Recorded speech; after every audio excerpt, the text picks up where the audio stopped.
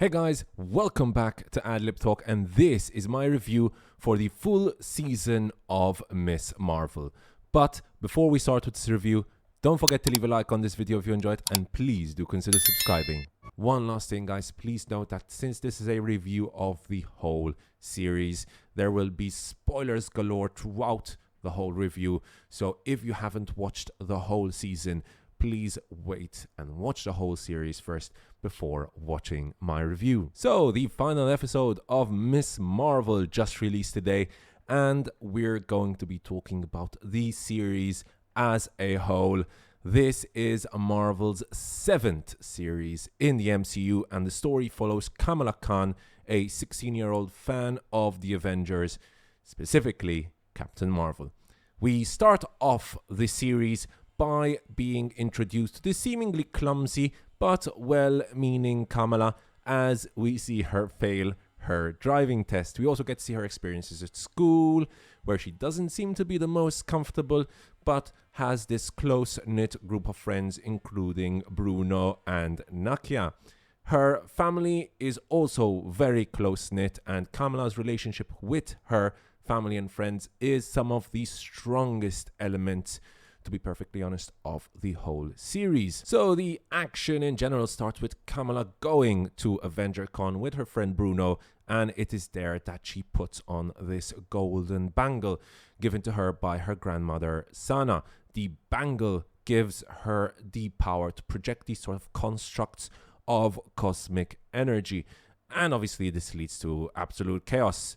And so Kamala must try to understand her powers and learn how to use them, all the while attempting to save the world from the clandestines and to help her new friend Kamran.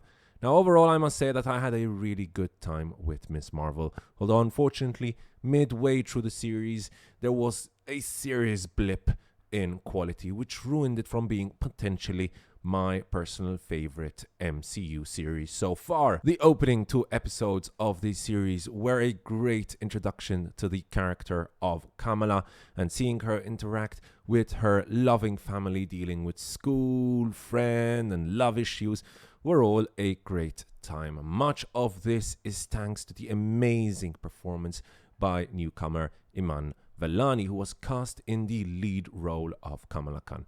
Vellani looks completely natural in the role, and there is an obvious reason for this, apart from her obviously being a very talented actress. Like I had mentioned in my review of the first 2 Miss Marvel episodes and confirmed with the final 4 episodes, Iman Vellani was the perfect casting choice for this role because she is in fact Kamala Khan. She is simply portraying herself, a massive Marvel fan. Like Vellani stated herself, the character felt so much like me due to similar backgrounds and similar ethnicity, and both of them having a massive love for the Marvel universe. So after 2 very strong opening episodes, the issues started with the 3rd episode, or basically the introduction of the clandestines. There are many problems here, but to sum it all up, I must say that these are some of the worst, if not the worst, written antagonists of I think the whole MCU. The first 2 episodes focus on more street level action, and that is where the whole series should have spent its time. There's a reason why Spider-Man has always been such a successful superhero in his solo movies. Unfortunately, the series writers did not do this. Instead, they spend a lot of time focusing on the clandestines, who ultimately, in the great scheme of things, were pretty much worthless for the whole series. So we are introduced to Naima and her bland band of clandestines in episode 3, as Naima starts off seemingly quite nice and willing to give Kamala the time to find a way to help her return back to her world. However, midway through the episode, and seemingly for no reason apart from the fact that she lost her patience, Naima decides to gatecrash a wedding and attack Kamala. Now, these kinds of actions need to have some kind of character motivation. You can't just have a character do a 180 in the middle of an episode for no reason except for they lost their patience. Anyways, the action we get in episode 3 is actually quite decent. So that's a plus for the third episode. And the fourth episode is another solid episode if we cut out all the clandestine lore we get here. The fourth episode is saved by the fact that Kamala and her mother travel to Karachi, which is a beautiful city, and the sightseeing there is great. It's well shot. Cinematography throughout the whole series is really well done. Here we are introduced to the Red Daggers, and we see Kamala train with them until they are attacked by the clandestines. This leads once more to a pretty decent action sequence taking place in the city of Karachi. And again, like I said, that's the highlight of the series. Now, this all leads to eventually Kamala time traveling back to the time of the partition of India, and that's where we start off the fifth episode. It's basically a history lesson where we get to learn about the partition of India. I personally did quite enjoy it, although I must say it did put a halt on the storytelling, and this is where the pacing of the series truly struggles between the fourth and the fifth episode. Still, I personally had a good time learning about the partition of India, and the action of the fifth episode is also quite well done. However, the episode is also a culmination of the clandestines plotline, with Naima deciding to sacrifice herself to close the veil of Nur that she had previously opened, and transferring her powers to her son Kamran. Unfortunately, what this means is that we spent 3 episodes mostly focusing on the clandestines and their lore for the whole thing to ultimately be, like I said, pointless. This poor writing is something that is becoming ever more common within the MCU as product after product are released in a bid to keep the suits at Disney happy. But unfortunately, that means that the quality cannot always be maintained. I must also say, however, that the final episode was much better than the 3 episodes that came before it, because much more time was focused on Kamala and her friends who must protect Kamran from the Department of Damage Control, and we get to see Kamala actually using her powers to the full. The final episode, thus, is also the one in which we see some pretty good visuals. Definitely the best CGI we have seen from all the MCU series.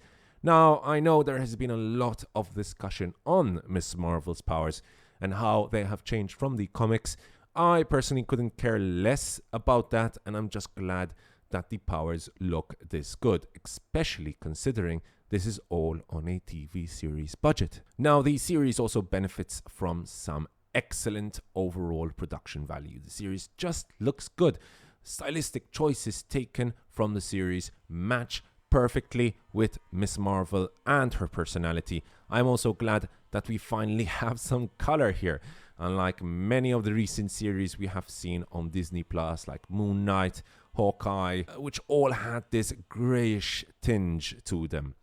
So I must say that overall, Miss Marvel is a well-directed and well-acted series with some great visuals and cinematography.